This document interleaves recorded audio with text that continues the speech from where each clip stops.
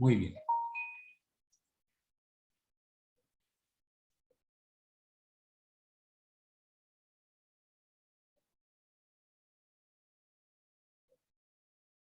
Está en el chat de WhatsApp. Bueno, a las personas que me están pidiendo incorporarlas, pues lo haré en cuanto termine yo esta asesoría. ¿Está Ricardo Ibarra presente? Sí, profesor. ¿Me puedes leer? Tú me hiciste una pregunta, si la puedes leer, dado que nadie se ofrece, pues Ricardo Ibarra, sí, claro, me hizo una pregunta, por favor. Sí, pues mis preguntas fueron encaminadas respecto a la unidad 4 que habla sobre los antecedentes. Entonces, la primera pregunta que yo le hacía era que si es necesario que exista una división de poderes para que el juicio de amparo pueda existir. Dado, bueno, digo, ¿la respondo o sigo con las preguntas? No, bueno, tu primera pregunta es, ¿considera que es necesario? Esa es la pregunta, ¿no? Así es. ¿La puedes repetir? Sí. ¿Considera que es necesario que exista la división de poderes para que el juicio de amparo pueda existir? Fíjate que la división de poderes es una teoría muy antigua, muy vieja, muy venerable y respetable. Decía que la división que los poderes tradicionalmente se dividían en tres para poder ejercerse. Esa teoría es muy vieja, muy respetable, y también me recuerdo por ahí a Ana Cecilia Santana. Por ahí está Ana Cecilia en este momento. Ana Cecilia Santana me hizo referencia a una pregunta que no sé, desconozco en este momento si la respondí, pero qué tan efectivo era el control de constitucionalidad con relación a la división o la separación de poderes. Más o menos creo que esa fue la pregunta que me hizo Ana Cecilia Santana.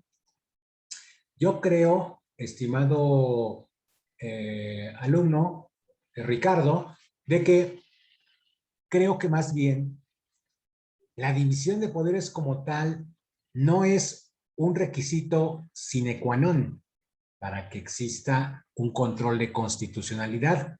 El requisito debe de ser que exista un poder establecido en una constitución, ya sea rígida o ya sea flexible o ya sea consuetudinaria, para que cualquiera que sea este control de constitucionalidad tenga efectividad.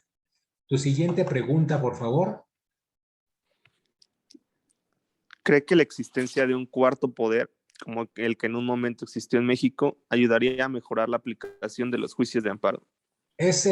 También es interesante tu pregunta porque refería yo que la separación de poderes y la teoría que la sustenta es muy respetable, y originalmente teníamos el poder ejecutivo, el legislativo y el judicial, pero actualmente con la existencia de una pluralidad de órganos constitucionales autónomos, estimado Ricardo, pues ya no se podría concebir como tal a la tradicional división del ejercicio del poder en ejecutivo, legislativo y judicial. Ya tendríamos, no sé, a lo mejor un pentágono, un hexágono, un octágono para el ejercicio, porque hay una pluralidad de órganos constitucionales autónomos que por separado y de alguna manera con la misma importancia que el poder legislativo, el ejecutivo o el judicial, pues también realizan labores técnicas. Esto, pues aunque no le guste a algunos políticos, ¿verdad? Pero sí, creo yo, más bien, respondiendo a tu pregunta, de que no tanto es un cuarto poder, sino el poder que tenemos, el poder judicial, que es el que realiza actualmente esta labor. No sé, cuarto poder, como que te imaginarías, un tribunal constitucional, una cámara constitucional diferente. Lo desconozco, pero yo creo que por el momento sería innecesario. Más bien, me parece que el Poder Judicial Federal con el que contamos es bastante fuerte, bastante robusto y tiene bastantes recursos económicos para cumplir su labor. Ese es tú me preguntas mi opinión, eso es lo que yo puedo pensar. ¿Cuál es tu siguiente pregunta? Preguntaba si digo, después de leer la lectura de Cosio Díaz, considera que México ha sido pionero en este tema del juicio de amparo. Pues fíjate que en cuanto a la institución del amparo, por mucho tiempo se pensó eso. Pues más bien habría que apelar para responder a tu pregunta a la historia constitucional de cada país. Cada país tiene senderos totalmente diferentes para controlar el ejercicio del poder, para instaurar un control suave o un control fuerte del poder mismo. Yo te sugiero que veas, estimado Ricardo, una serie que aparece en Netflix que se llama La Enmienda de Amendment, para que tú veas cómo en el sistema constitucional de Estados Unidos se incorporó la cláusula Equal Protection of the Law y la cláusula Due Process of Law, que también nosotros desde la Constitución de 1857 tenemos incorporada también.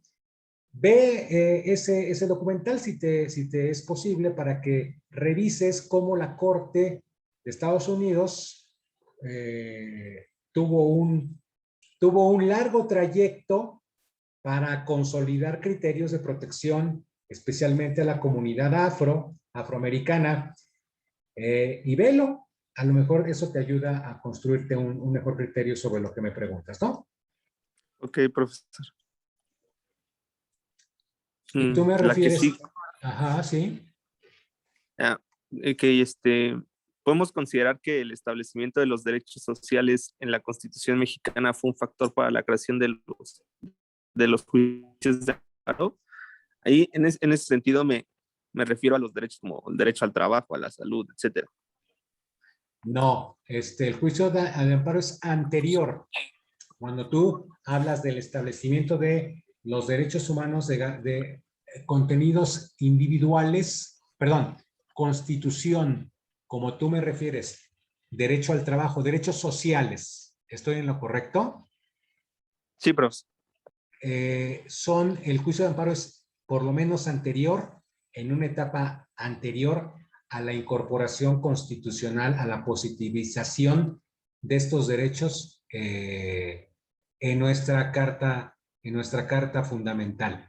El juicio de amparo es anterior, entonces no es la aparición de estos derechos sociales lo que alienta la aparición del juicio de amparo. Más bien, el juicio de amparo se robustece o amplía su espectro protector con la incorporación de estos derechos sociales en la Carta de Querétaro de 1917. ¿Correcto? Ok, sí. Es lo que yo opino con relación a tus preguntas. ¿Sí? Ok, profesor. Muy bien. Después me pregunta Alma Cristal. Bueno, Alma Cristal está en la clase de 11 a 12, perdón. Alejandro Contreras Amador está por ahí. ¿O es de la clase de 11 a 12? Profe, creo que me está confundiendo, pero yo pregunté después, pero soy Leslie Alejandra Cortés Amador. Ah, ok. Leslie Alejandra. Ay, discúlpame. Perdón. Alejandra Profe, no se preocupe, Contreras. sí. Alejandra Cortés. Contreras. Cortés Amador. Ah, no sé por qué les cambio los nombres. Discúlpame. Sí. Alejandra. ¿Y te gusta que te digan Alejandra o No, Leslie? Leslie. Leslie. Perfecto. Discúlpame, Leslie. Sí, Desde profesor. Alejandra Cortés Amador. Perfecto. Tú estás aquí en la clase de 8-9. Qué bueno saludarte. ¿Tú qué me Gracias. preguntaste, Leslie? A mí me quedó duda respecto de la conferencia que vimos, porque los magistrados hablaron sobre el cambio de los tribunales, pero en Sí. conclusión lo que ellos dijeron solamente fue cambio el nombre y ya es todo. O sea, como que ellos tampoco supieron explicar en realidad por qué habían hecho el cambio y cuáles iban a ser las modificaciones en el actuar de los tribunales. Entonces yo me quedé también con mucha duda porque no entendí, si ellos no entendieron, pues yo tampoco. Pues salió igual, ¿no? Sí. Bueno, a ver, yo te sugiero, Leslie, ¿tienes algo en contra del Diario Oficial de la Federación? No, pero ¿Tienes algún problema por consultar una edición del Diario Oficial de la Federación? no, Bueno, qué bueno, me da gusto porque el problema que se detecta a veces es de que el estudiante en ocasiones no consulta la fuente. Les voy a pedir, por favor, de que vean esta conferencia que me parece muy importante, impartida aquí en la Facultad de Derecho por la doctora Macarita Elizondo Gasperín y el magistrado Gutiérrez Berti, me parece, no ubico bien su nombre, pero también, fíjate que esta reforma tiene bastante tiempo de estarse ventilando en medios. La Corte propiamente, al menos yo, perdón por hablar en primera persona en este caso, pero sí lo hago, porque en mis anteriores grupos de amparo, desde que apareció esta reforma, yo les dije, estudien este proyecto, esta iniciativa que está proponiéndose desde la Suprema Corte de Justicia. Es probable que no te quede claro porque no hayas leído en realidad desde la presentación de la reforma y de que en realidad no incide propiamente o incide de alguna manera muy suave en cuanto a la elaboración o interposición del juicio de amparo, pero es una reforma institucional y orgánica que sí afecta el funcionamiento del Poder Judicial de la Federación. ¿Por qué lo está afectando? No solamente por cuanto al cambio de nombre de los anteriores tribunales unitarios de circuito, reconvertidos ahora en tribunales colegiados de apelación. No solamente es ese cambio, no te vayas con esa finta nada más. Tampoco es el cambio de lo que muchos periodistas y muchos politólogos y muchos abogados también y juristas han referido con relación a la denominada ley Saldívar. Eso tampoco es el fondo del asunto. El fondo es un poco más amplio. Tiene que ver con la regulación del sistema judicial de carrera. Yo participé en el servicio profesional electoral del INE y al menos vislumbré cuáles son las etapas de un servicio civil de carrera, como en el caso del INE, y es lo que se ha tratado de hacer con mayor rigor ahora en el Poder Judicial de la Federación. Efectivamente, esto cambia, esto va a incidir sobre los derechos de muchos funcionarios, de muchos jueces y magistrados, pero en realidad tiene que ver con la pretensión de hacer más efectivo el trabajo de estos funcionarios, de hacerlo, darle mayor calidad a ese servicio y no solamente salvaguardar sus derechos, sino incentivarlos a que los cumplan dentro de un amplio sistema civil, sistema judicial de carrera. Por otra parte, también no dejo de llamarte tu atención con relación a esta reforma, y por eso te pido que consultes el Diario Oficial de la Federación del 7 de junio, no solamente con relación a la Ley Orgánica del Poder Judicial de la Federación, sino a un sistema de recursos que están modificándose en algunos matices, de manera de que, como dijo la doctora Macarita Elizondo, de alguna manera se cierra la puerta para que los justiciables, actores o demandados que están instaurando el juicio de amparo, pues ya no discutan sino temas de constitucionalidad, toda vez que el Tribunal Pleno de la Suprema Corte va a ser mucho más limitada la entrada a esa clase de asuntos. De hecho, está delegando todo el trabajo de legalidad en los tribunales colegiados de circuito.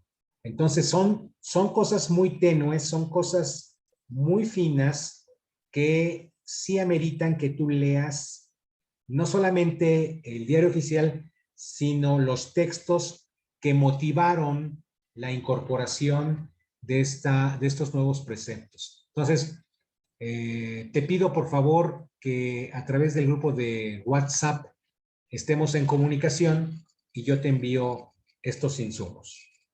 Eso es lo que yo tengo que opinar. Sí, profesor, gracias. De nada.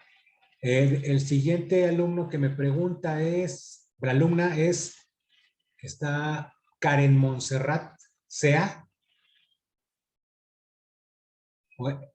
ella será del grupo de 11 a 12, porque no contesta. Bueno, el siguiente colega se llama Javier Bustamante Vega.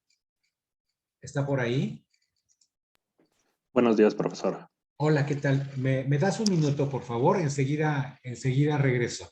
Permíteme. Claro.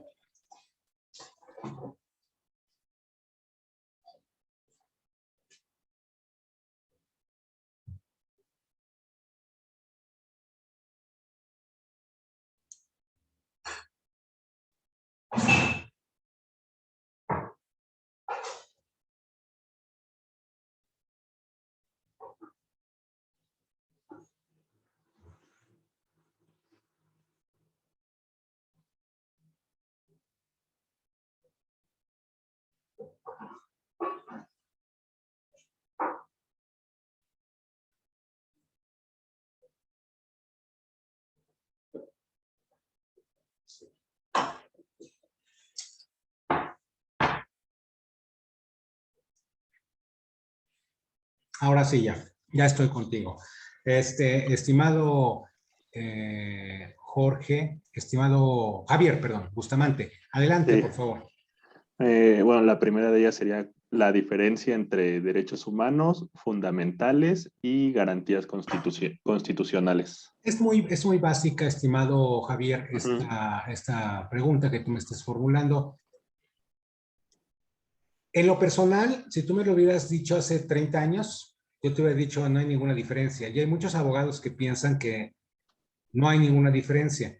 ¿Tienes a la mano tu constitución para que te quede claro esta situación?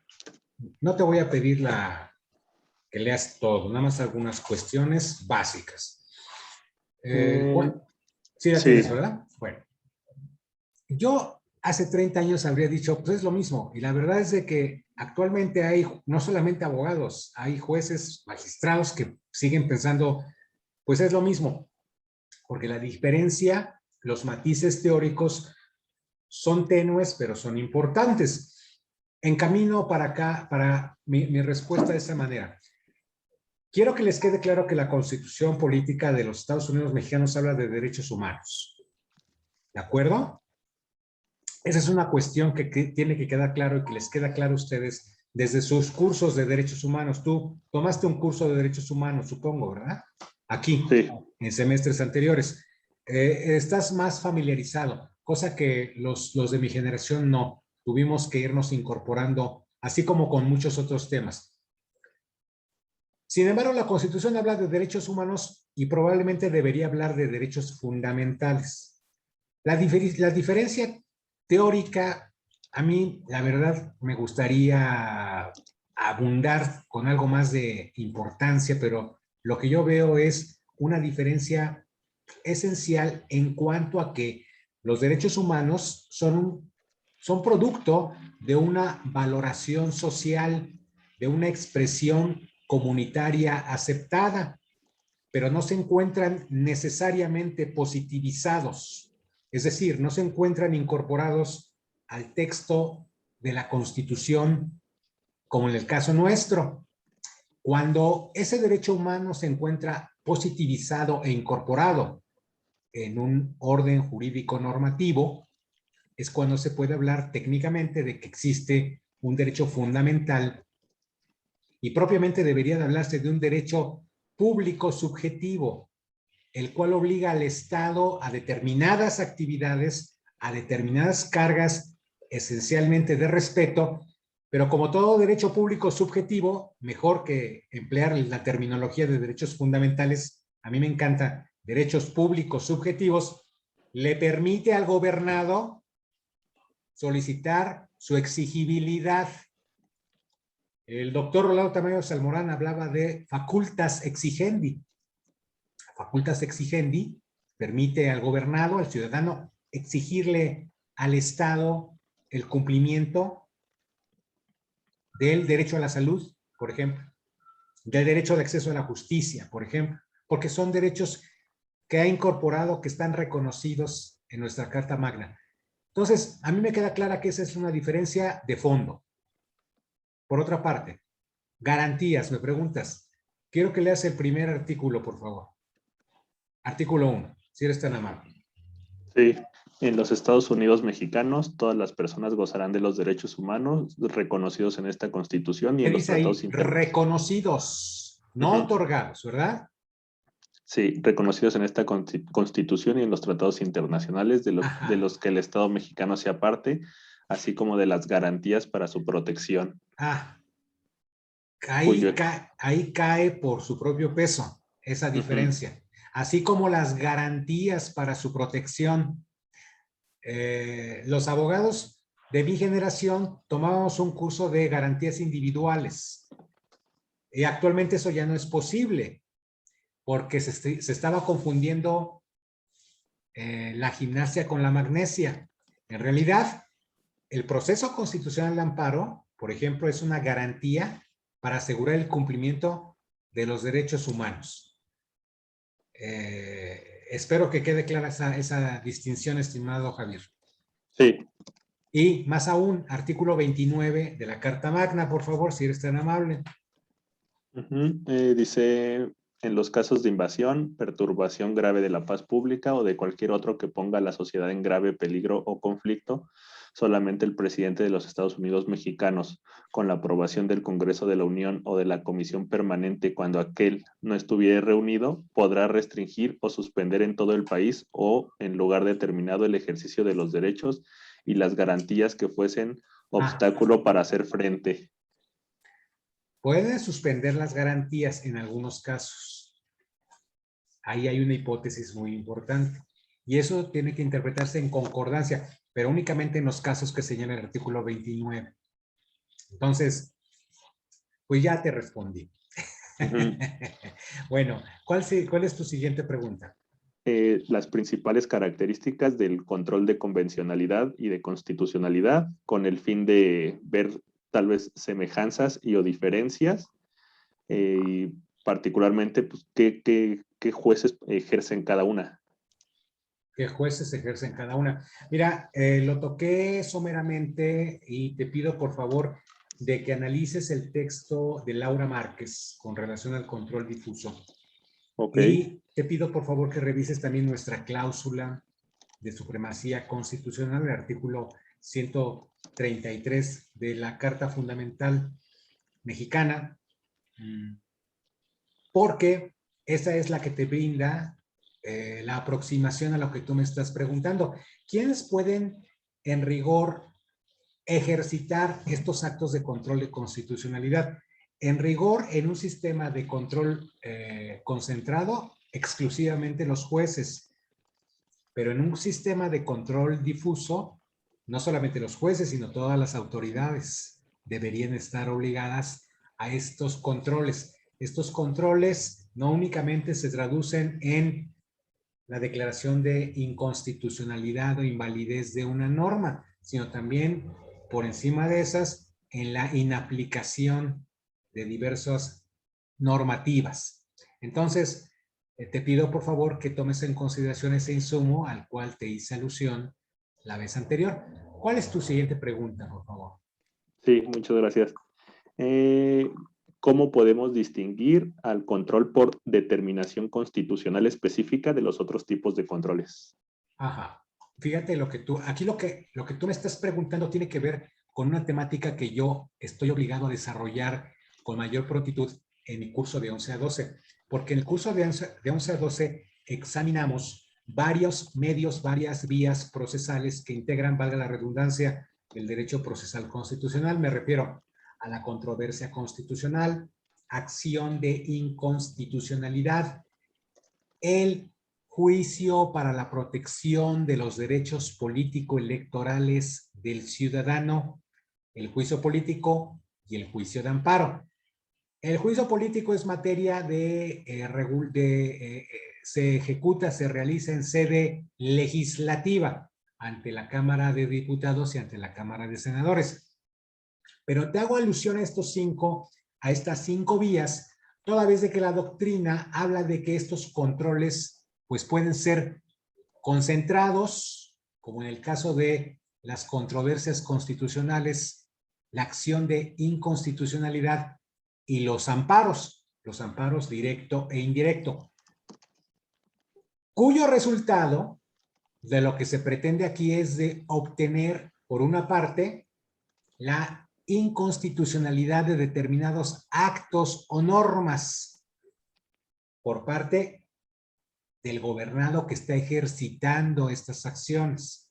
¿Por qué es concentrado este control? Porque se ejecuta precisamente ante las autoridades jurisdiccionales nacionales. Aquí, por otra parte, la doctrina también hace referencia a un control por determinación constitucional específica. Y en particular, aquí llama mi atención y te invito a que también mires las actividades que realiza el Tribunal Electoral del Poder Judicial de la Federación en cuanto a la aplicación de la Ley General del Sistema de Medios de Impugnación en materia electoral. Son muy apasionantes en ocasiones y muy controvertidas algunas de sus decisiones, pero debe considerarse de que a lo mucho en esta clase de asuntos de lo que se trata es de la inaplicación de determinados tramos, de determinados segmentos normativos que esa autoridad jurisdiccional a través de este control considere inaplicables por contravenir convenciones o tratados de los que México es parte, así como los propios preceptos de la Constitución. Como yo refería anteriormente, también hay un mecanismo de control difuso que está depositado en principio a los tribunales de la Federación, pero no nada más a ellos, sino también a los tribunales locales, así como a todas las autoridades del Estado. Este control difuso debería de practicarse. Si tú consultas el caso Radilla Pacheco, hay una expresión por ahí de que dice de que este tipo de control que deben de ejecutar esas autoridades debe de realizarse en forma incidental. Incidental no como a la apertura de un incidente como lo conocemos los procesalistas, sino incidental a lo largo del análisis, de la ponderación de la solución. El control difuso debe de aplicarse, debe de traducirse en una inaplicación de la normativa que se considere contraria a derechos humanos. Y también no debo de omitir el señalamiento de que dentro de estos controles existe un sistema o un mecanismo de interpretación conforme que viene acompañando este elenco. Creo haber contestado tu pregunta, mi estimado alumno. Sí, muchas gracias, profesor. Y te pido, me planteas alguna cuestión, dos cuestiones más, pero te pido que me aguardes.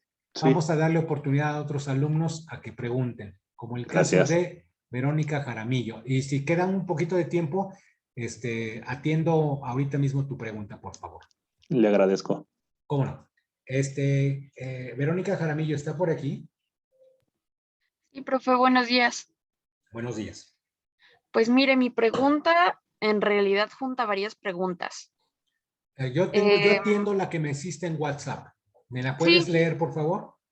Sí, dice, me gustaría preguntarle si hay otros principios en amparo, aparte del de relatividad de las sentencias e instancia de parte, y si pasó lo mismo que con estos dos principios que fueron introducidos por Manuel Crescencio Rejón y que erróneamente se pensaba que su creador fue Mariano Otero, que si bien la retomó en su fórmula, no fueron de su invención. Creo que es importante saber el origen de los principios que rigen el amparo, cuáles son y qué retos han presentado hasta ahora. Del principio de relatividad, sé que ha habido un desarrollo interesante en la Corte, pero quisiera conocer si ha sido similar con otros principios. Eso es lo que tú me planteaste en tu WhatsApp y me estás pidiendo que te escriba un libro en pocas palabras. Y lo agradezco mucho porque el reto que me ofreces es interesante. Pero yo te invito a que consideres que el tema de los principios los vamos a analizar en la unidad correspondiente, pero no le voy a reunir a tu pregunta en cuanto a la historia de estos principios constitucionales rectores del proceso de amparo. solamente te voy a responder de esta manera. Debes de tomar en consideración de que desde la Constitución de 1857, al menos desde esa fecha, se incorporan por lo menos 3 principios de los que tú estás mencionando. El principio de prosecución judicial, el principio de instancia de parte agraviada y el principio de relatividad de las sentencias de amparo. Artículo 102 de la Constitución de 1857. Y los demás principios, el de estricto derecho, el de definitividad y el de suplencia, lo puedes detectar también en la Constitución de 1917. Así te respondo. ¿Cómo han evolucionado? Pues mira, no es lo mismo la aplicación del amparo en 1857. Hay anécdotas muy interesantes en cuanto a cuándo se aplica, cuándo surgió la primera sentencia de amparo y por qué razones. Hay razones muy crudas, hay razones en las que hay un gobernador que incluso ordena el castigo de un funcionario judicial por haber atendido el reclamo de personas que estaban injustamente en estado de esclavitud en México del siglo XIX. Es decir, te puedes dar cuenta de que en aquel momento el país era absolutamente diferente. ¿Y qué decir de la evolución que ha tenido esta normativa constitucional en cuanto a sus principios? Sin embargo, mi estimada alumna, no dejo de comentarte una cuestión para que no sea únicamente doctrinal o teórica la discusión. Lo importante es ver los problemas que resuelve la aplicación de reglas o de principios para que podamos entender cada uno de estos aditamentos, cada una de estas creaciones normativas que rigen nuestro sistema de amparo. Creo haber contestado tu pregunta, a menos de que tú tengas alguna otra opinión. Así está perfecto, profe. Muchas gracias. Nada. Buenos días. A ver, ¿quién sigue? Sigue Ana Cecilia Santana. ¿Está por ahí?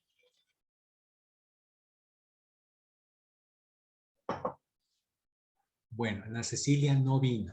Bueno, no Sí está. está, pero dice que tiene problemas de conexión. Ah, ok.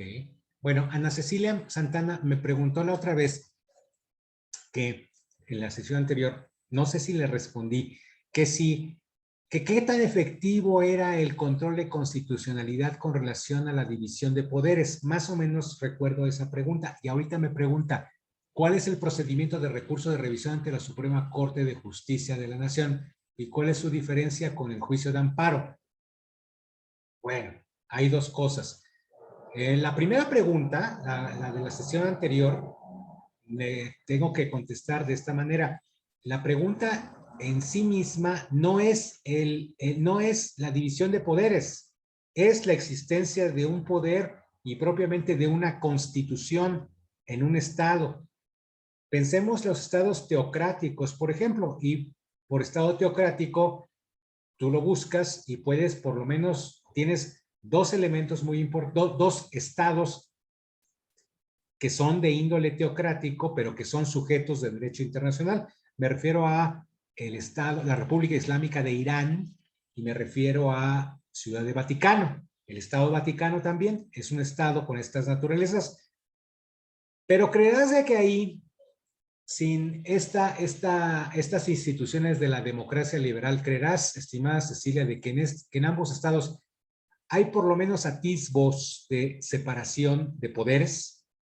Te vas a poder, y te pido que consultes, por ejemplo, hay versiones en internet, la Constitución de Irán.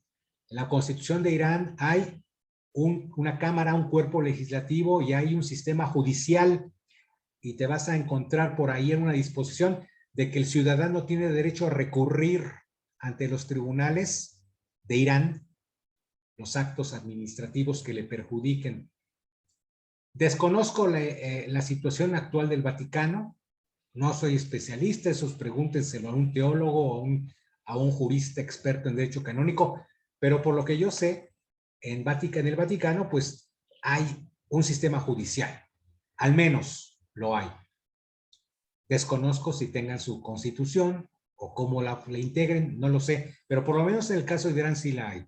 Sí la hay, y ambos son casos de sistema de sujetos de derecho internacional, aceptados en la ONU. Tú no le podrías decir al embajador del Vaticano en la ONU, usted no puede pasar, ni tampoco le podrías decir al embajador de Irán en la ONU, usted no pasa.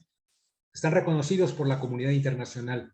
Tienen, y por lo menos Irán, en esa tesitura de estados teocráticos, tiene una constitución. Con relación a la segunda pregunta, que me parece más técnica, más propia, también no la rehuyo, pero sí te indico de que habrá una unidad en la cual analizaremos, estimada Ana Cecilia, los sistemas de recursos en los amparos, en el amparo directo y en el amparo indirecto. Solamente te pido que consultes los artículos 81, 83, 95 y 96 de la Ley de Amparo para que te enteres de cuál es el procedimiento de revisión en amparo directo ante la Suprema Corte de Justicia de la Nación. Eso es lo que te tengo que responder. Estimada Ana Cecilia, espero haberla respondido bien. Miguel Ángel Sandoval, ¿se encuentra por acá? No, entonces si Miguel Ángel no está, él me pregunta algo con relación a controversias constitucionales en materia tributaria.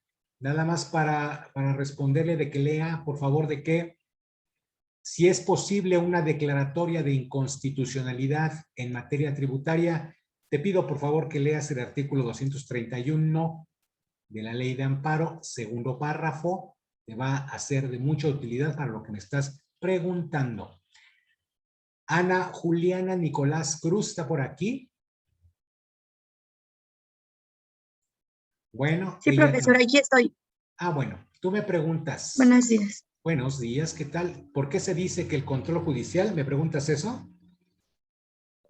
Sí, profesor, mi pregunta es, bueno, son tres preguntas. La primera es, ¿por qué se dice que el control judicial de la constitucionalidad del ejercicio del poder es por vía de acción? No lo entendí muy bien. Es por vía de acción porque la ejerces por conducto de la vía de amparo.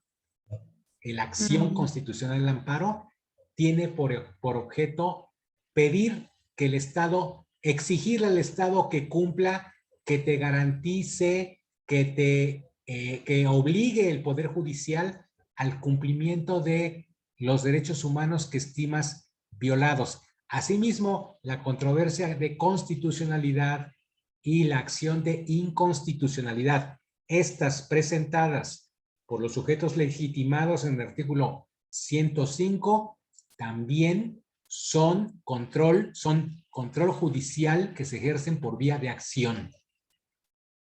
¿De acuerdo? Bien, sí, profesor, muchas gracias. La segunda, ¿sí? La segunda es, ¿cómo se reparten las competencias entre los órganos del Poder Judicial?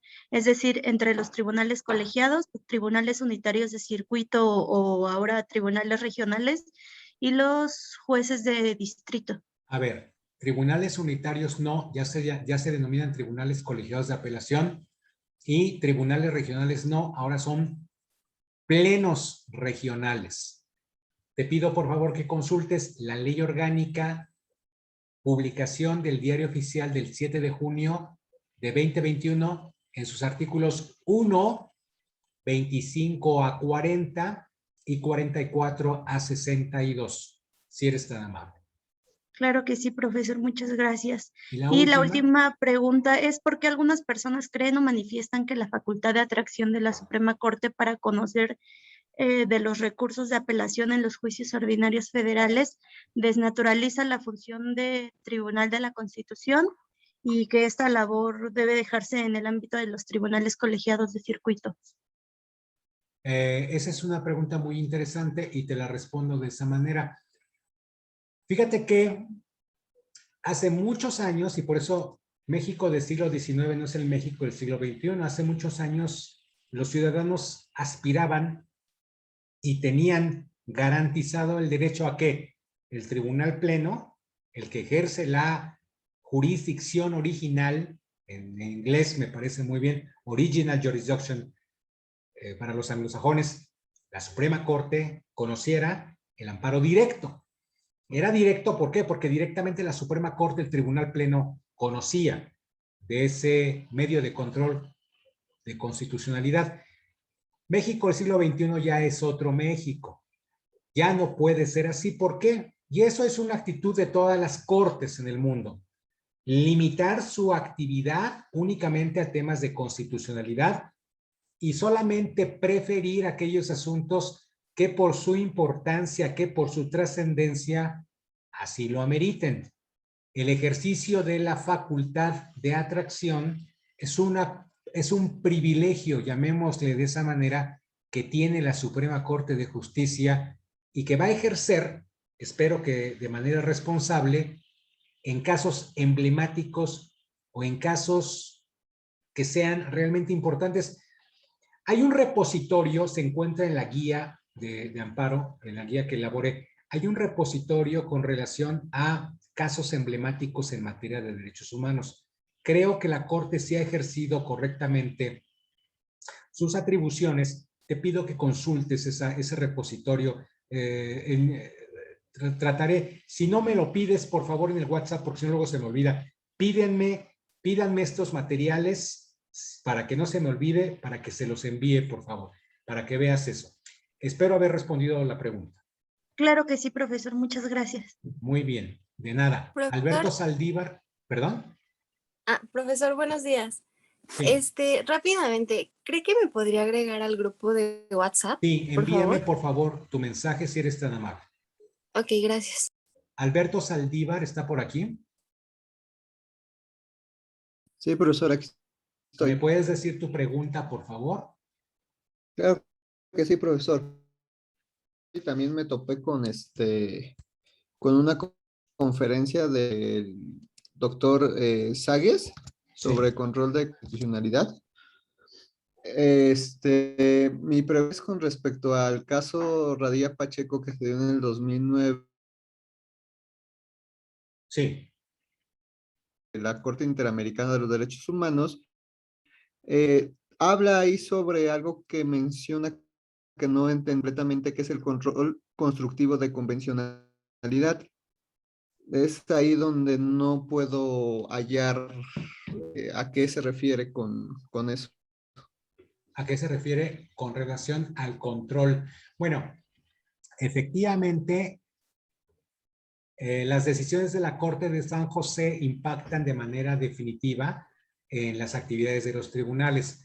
Este control de convencionalidad que no solamente ejerce la Corte de San José, también nuestros tribunales la deben de ejercer. Ojo, los tratados de los que México forma parte, de los que México es parte, en materia, cuando preceptúa derechos humanos, no están pintados, se hacen para ser cumplidos y para ser exigibles.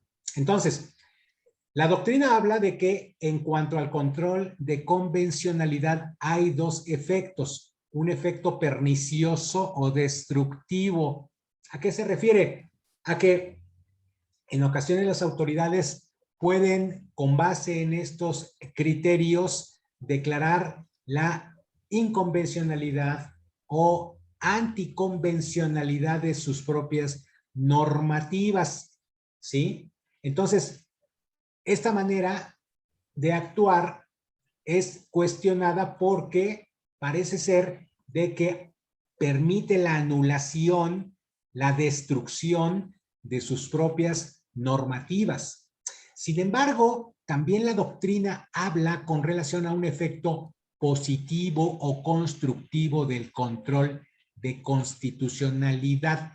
¿A qué se refiere esto? Se refiere a que los jueces, en ejercicio de estos controles, deben de optar por interpretaciones armónicas de sus materiales jurídicos, armónicas con relación a los precedentes o decisiones de la Corte de San José con relación al material normativo nacional. Entonces, esto permite, en todo caso, de que esa interpretación permita ofrecerle al decisor interpretaciones que permitan resolver un asunto de una manera racional y adecuada. E incluso, algunos afirman, puede el juzgador ofrecer soluciones creativas ante casos de antinomias o casos de contradicción de criterios. Espero haber respondido tu pregunta, mi estimado alumno. Sí, profesor, muchas gracias. De nada. Por otra parte, a ver, ya se nos va a terminar el tiempo. A ver, por aquí está Nancy Guadalupe Hernández Menera. Sí, profesor. A ver, dime, tú tienes varias preguntas. ¿Me puedes dar una, por favor? Sí, vamos de primera si quieren, profesor. ¿Se podría decir que el poder del Estado es único e indivisible, por lo que no se trata meramente de una división de poder, más bien se trata de una colaboración o en su caso una distribución de poder, distribución de funciones para el ejercicio del poder? Fíjate que tú hablas, les llama mucho la atención la división de poderes. La pregunta que tú haces es, ¿se podría decir que el poder del Estado es único e indivisible? Por lo que no se trata de una mera división de poderes, sino más bien de la colaboración o distribución de funciones para el ejercicio del poder. Creo que podrías tú hablar en esos términos, si es de tu preferencia, hablar de la distribución de funciones entre las diversas partes, entre el poder ejecutivo, el legislativo, el judicial, pero no solo de los tres órdenes de gobierno, así como de los órganos constitucionales autónomos, de los órganos de gobierno respectivos. Me parece que sí, podría hablarse más allá de la división de poderes, podríamos hablar a una reconfiguración del desahogo de las funciones estatales por conducto del reparto apropiado de competencias. A ver, y una más, por favor, estimada alumna. Sí, el control del poder político se encuentra por autonomía en la Constitución. El control, más bien, la Constitución implica, más que por antonomasia, la Constitución implica el control, tiene que tener incorporados instrumentos de control del poder, porque la Constitución, estimada alumna, recuerda, es un pacto político. Nuestra Constitución es una Constitución política. Hay diferentes fuerzas estatales que confluyen en la creación de este documento, de esta norma jurídica fundamental. Entonces, no es una ocurrencia, no es una pretensión, sino es un verdadero pacto entre fuerzas disruptoras que vienen y convienen, algo político. Y el propio instrumento que ellas aluden a garantías, y permítaseme la palabra, y contragarantías para asegurar una convivencia armónica y que el ejercicio del poder sea controlable, sea de acuerdo a cánones constitucionales. Espero haberte respondido. Muchas gracias, profesor. Bueno, pues les agradezco su asistencia. Ya son las 9 de la mañana. Los dejo ir a su siguiente clase. Próximo jueves, si son tan amables, envíenme sus preguntas, porque de esa manera, de manera ordenada, me gusta trabajar con ustedes. Son muy buen grupo. Buenos días. Que tengan buen fin de semana. Gracias, profesor. Igualmente, profesor. Buen fin. Gracias, profesor. Buen día. Gracias, igual. Profesor. Hasta luego.